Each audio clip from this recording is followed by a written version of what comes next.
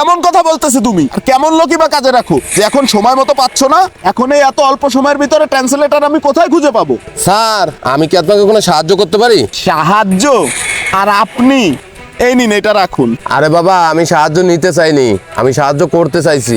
আপনি করবেন আমার সাহায্য? কি সাহায্য করবেন আপনি? এই কেবলই শুনলাম আপনার বলে ক্যান্সেলেশন করা লাগবে। হ্যাঁ, ট্রান্সলেশন তো করাই লাগবে। ইটালির ভাষা আর কিছু স্প্যানিশ ভাষা। আপনি শুনে কি করবেন? আপনি কি এসব ভাষা জানেন নাকি? আরে বাবা, ইটালি, স্প্যানিশ এরকম রাষ্ট্রের কিছু ভাষা আমি জানি। পাশে আসো বাবা, এই মাথায় অনেক কিছু আছে।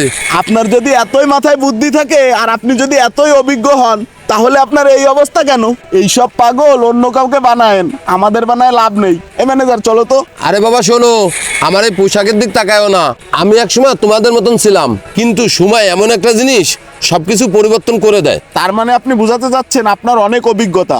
আপনি কি ইটালি, স্প্যানিশ এইসব ভাষা ট্রান্সলেট করতে পারবেন? আচ্ছা দাঁড়ান, একটু অপেক্ষা করুন।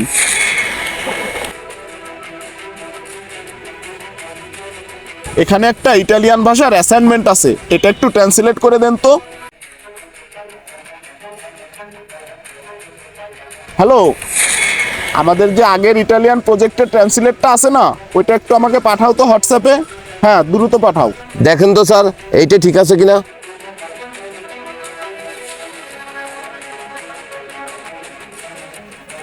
একদম হুবহু মিলে গেছে। আপনি তো দেখতেছি আসলেই একটা জিনিয়াস।